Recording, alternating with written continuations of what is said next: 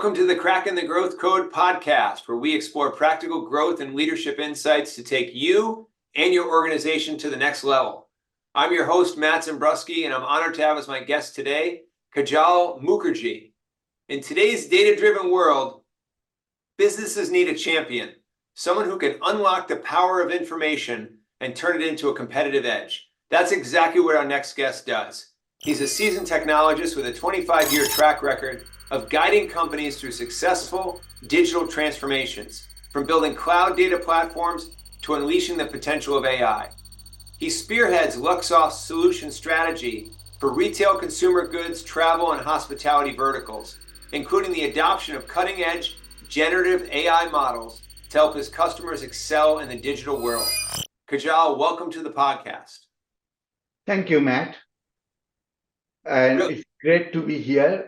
And again, I am extremely passionate about the topics that you mentioned, and I have been working in this space for a while. So you can actually see from my gray hair and other things that I am not a newbie on the street. That's fantastic, and I love it. From one gray hair to another, we're gonna hop right in and we're gonna get into it because you have a lot of experience. And I'm really glad that you're taking some time to share it with our audience today. So let's start out, Kajal, for our audience, for the sake of our audience, just to introduce yourself. Can you introduce your company, your role there to our listeners? Let them know a little bit about what you're up to, what you're passionate about right now in the market. No, absolutely. I have been working at Luxoft for a little, almost close to a year now. And we are an extremely focused engineering company.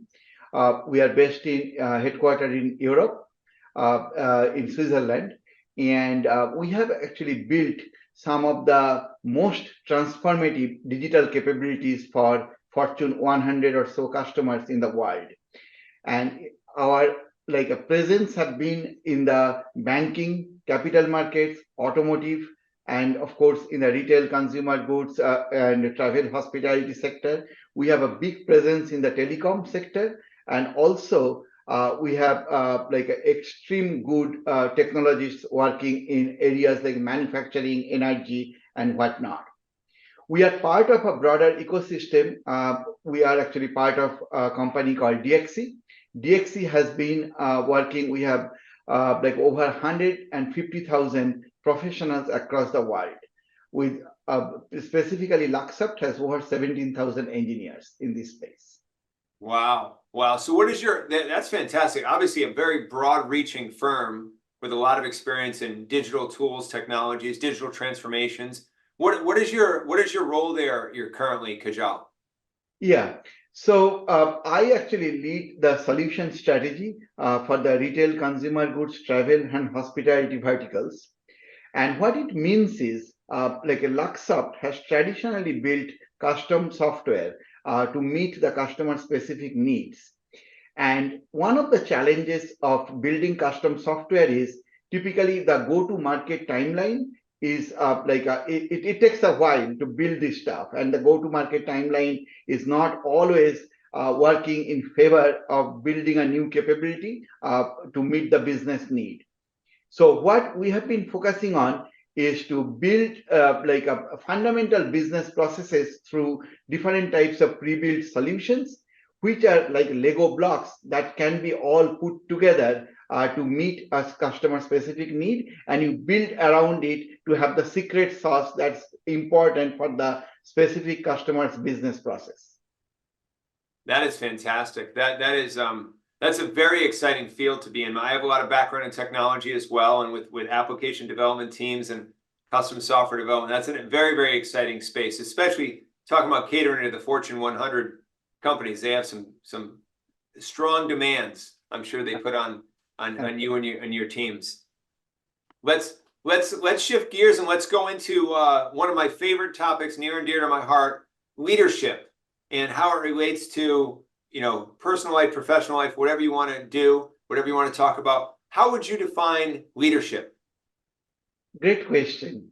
Actually, leadership is such a topic. It can be kind of defined or explained by many in different ways. For me, leadership is not about a title or anything like that. It is not that I have a great title, that means I am a great leader. Leadership is all about influencing and motivating others to do certain things in certain way.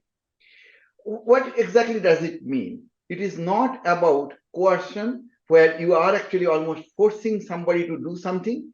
You are almost like the way leadership, to me, successful leadership works is you explain the situation, you explain the reasons, that why certain things are important to be done in certain way.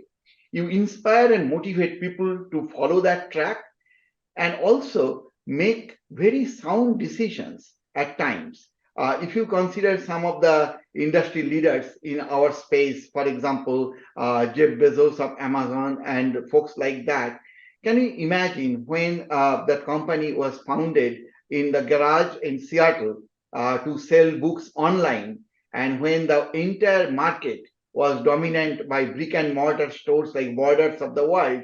So then somebody who would come with an innovative idea, and in ensuring that there will be people who will be passionate about his idea, and he can actually drive that idea in front of the broader community, so they will feel compelled or they will feel inspired to start making those decisions change, or making the working in a new way of doing business or doing commerce. That's what is leadership to me. You communicate effectively, you build trusted relationships, you delegate and empower. Leadership is not about holding the power. You actually build your followers or the fellow people, and who can actually carry forward your vision. And also, you are adaptable to change. If a change is needed, you are not really getting yourself mind blocked that your idea or no idea, that type of situation.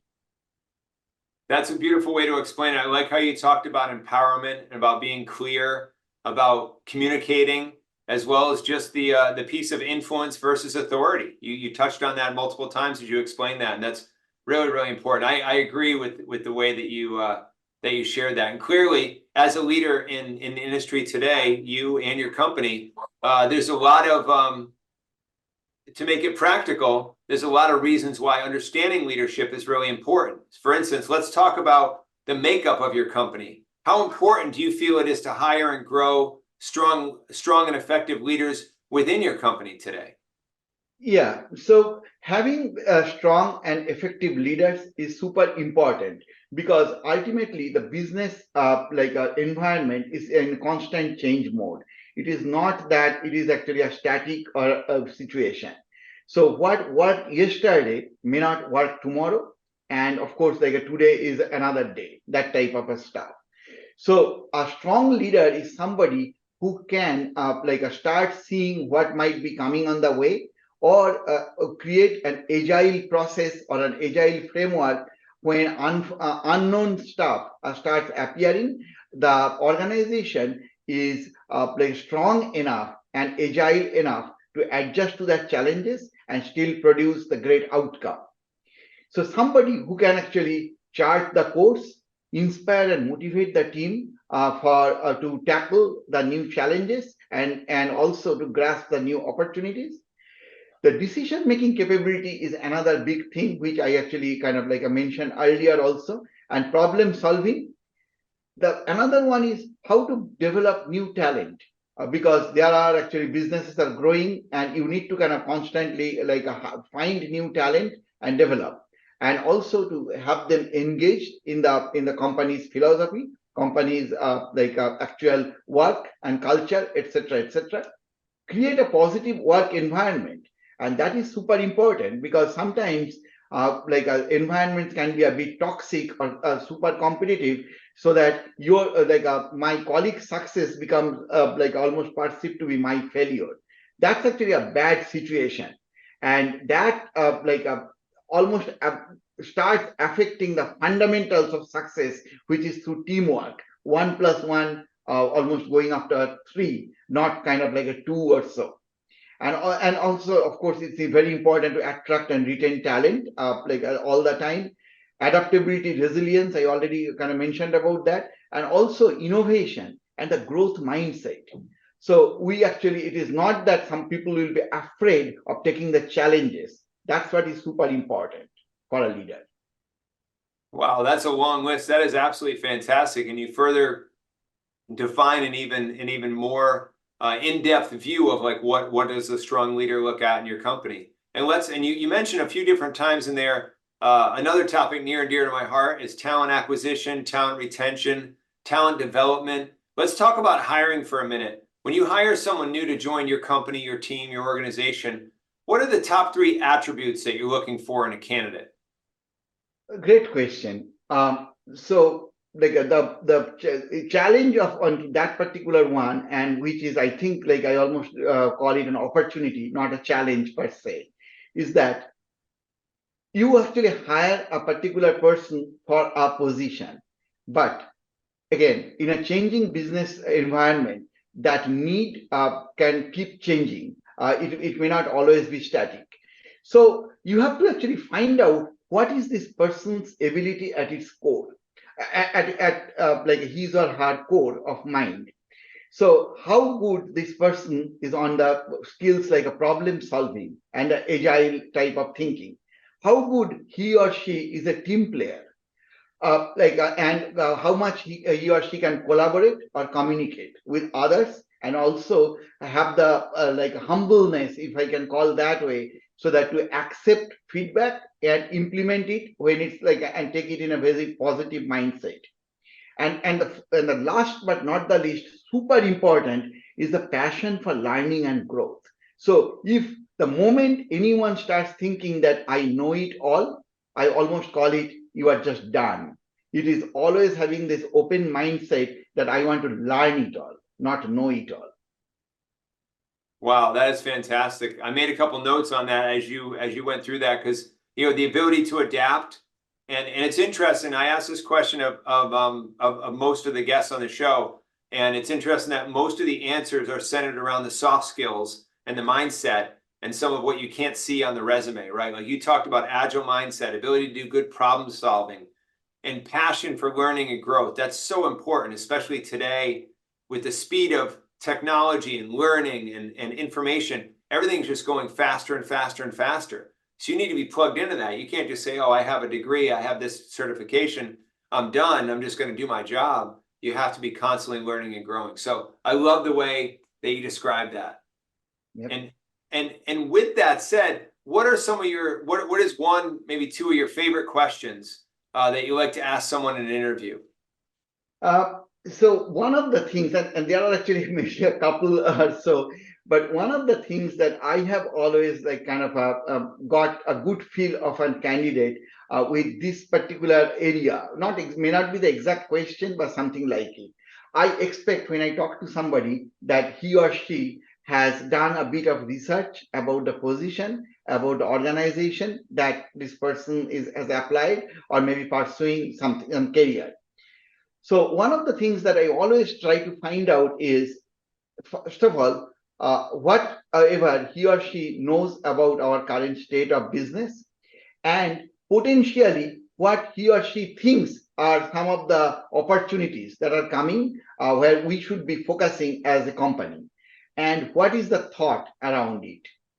So that again, I understand that this person is coming from outside, and of course, this person may not know some of the challenges of pursuing certain things and all, but having an openness and a growth mindset, so that if there was no limitation, no nothing, then this is the way, like I would actually pursue how to maybe gain additional market share, or maybe to kind of focus on to new areas of doing business, to grow my footprint and etc. And it's always very interesting to learn and listen to others like that and see the passion. And sometimes I actually typically do some maybe a one or two counter questions about some of the potential challenges of traversing that path.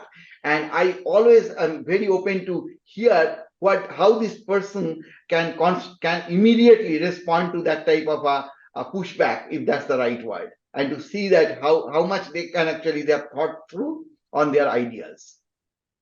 I like that a lot, because it's very important for you're making the time to do the interview, they're making the time to do the interview, but if they don't know much about your company going into it, that shows that they're not serious, right? So that I think it's great. You assume they've done their research and you ask them some questions based on that about opportunities. It makes a lot of sense. And for any candidates or people looking for new jobs who are listening to this right now, make sure you're doing your homework on the company and you're coming up with some really good ideas and questions that you can present in the interview.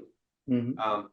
So I love that you mentioned that. Let's widen the view a little bit and talk about sort of the industry in general, or it could be your company. What do you see as the biggest challenge facing your company or the industry today? Does it have to do with improving processes or better engagement with employees, hiring talent, something else? What do you see as sort of the biggest thing that keeps you up at night? Yeah, so if you actually think, we are probably going through one of the biggest changes in our industry or in the tech industry all around us. So when I started my career, again, that is a while ago.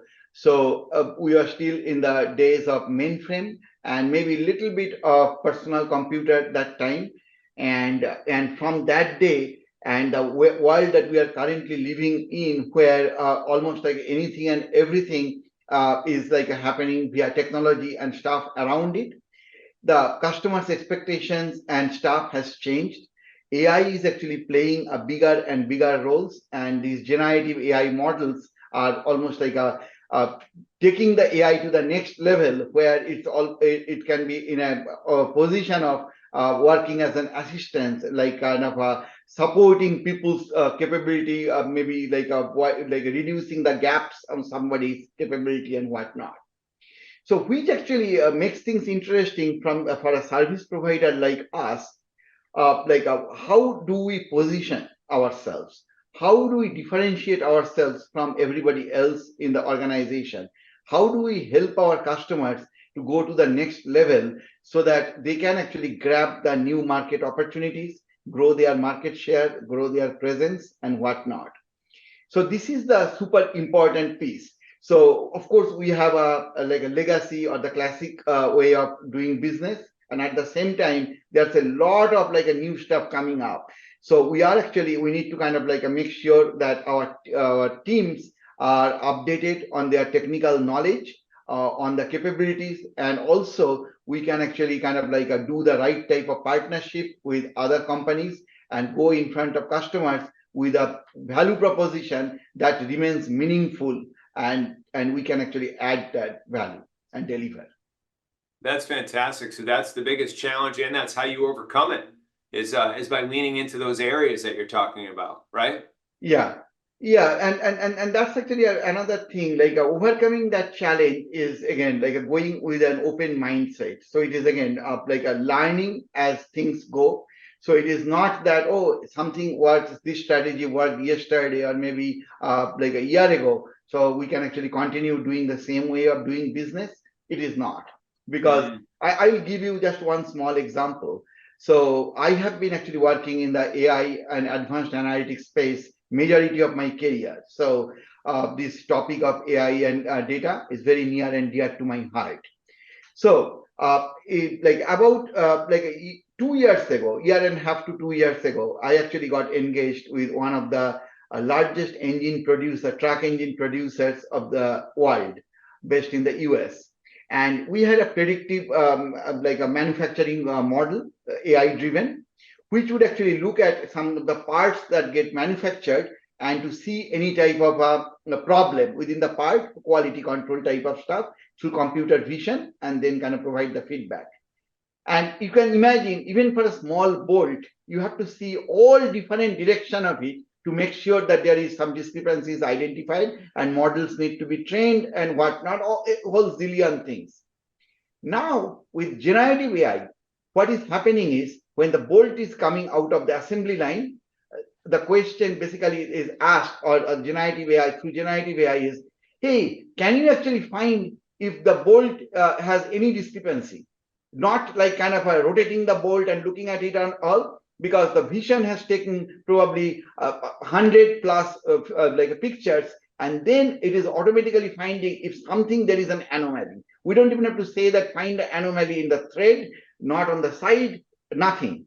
So there is the model training is so easier. So things are happening much faster, and like a production line, like productivity has improved, the bottom line, top line, and you name it. So that type of stuff. So we have to be constantly innovative. We have to actually make the sometimes like a look back and the stuff that was working yesterday may not be the most optimal way of doing things today, and that type of stuff. Yeah. That makes very, very good sense. The constant innovation, being open to things changing all the time and improving all the time. We're not just going to rest on where we were yesterday, right? There's always a new way to do it. Yeah. What do you think, and I'm guessing some of what we've already talked about is part of how you'd respond to this, but what do you think your organization is doing very well right now in terms of its corporate culture today, which is important when it comes to mindset and the different aspects you're talking about? What's working well with your culture? Yeah, so I in the beginning I mentioned that Luxoft, that this company I work for, we are actually headquartered in Europe, in Switzerland and all, and our team actually spread all across the world. In we have like many engineers located in the south of this border in the Latin America and Mexico. We have a lot of engineers in Eastern Europe and Western Europe and Asia and whatnot. So you can imagine the like a melting of the culture and the people coming from different time zone, different culture, different background, etc., and whatnot. And in many cases, when people are communicating or talking or stuff like that, their backgrounds are all different, and that actually creates a unique opportunity for everybody in a sense that the ideas and the stuff that can come, which is which always fosters innovation. This is actually super important, and this is actually one thing that we at Luxoft has done really well, to have a very open culture where people are like kind of can support each other, and they have each other.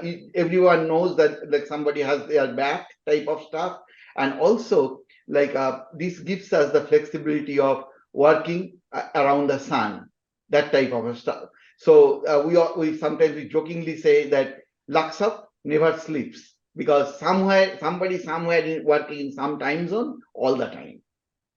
That's wonderful. That's wonderful. I love the melting pot analogy and the approach that you just shared. That's beautiful. I used to work at a startup years ago, and I was one of the only Americans. Me and another woman were the only two Americans. Everybody else was from all over the world: India, Sweden, Northern and Southern Europe, South America. It was fantastic. It was one of the most innovative groups I'd ever worked with in my career because of that diversity and because we could really have that. So I think that's beautiful that you have that with Luxoft.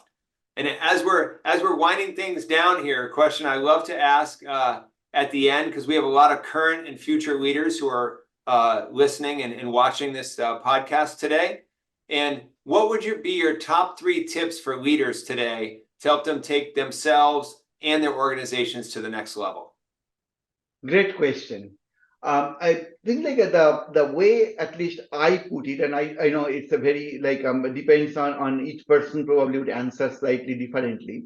The way I put it is, first thing is learning, and learning, which is come out of this I know it all type of mentality, and basically I would like to learn it all. So go to any communication with customer, with others, person sitting next to you or anybody, and then try to learn whatever this person knows, and maybe that would actually help to augment your own knowledge and help you to kind of make better decisions, etc. That type of stuff. Second one is probably another very important stuff is prioritization of agility and adaptability. So inflexibility is really a problem, because if there is any even thought process that okay, things are working and this is the process I'm going to follow to keep delivering for the rest of my life, that's a fundamental mistake, because business environments keep changing, customer demands changing, and everything around us keep changing. The cell phones were not even around maybe 10 years ago. The iPhones were kind of came into market probably about 10 or 12 years ago and all. And look how things have changed over time, that type of stuff. And the last but not the least is building strong relationships and with people and other organizations. So it is like it is not, the world is big, that like the amount of data that is getting generated is huge, humongous, and also there are new capabilities that are getting built every day or maybe every second type of stuff.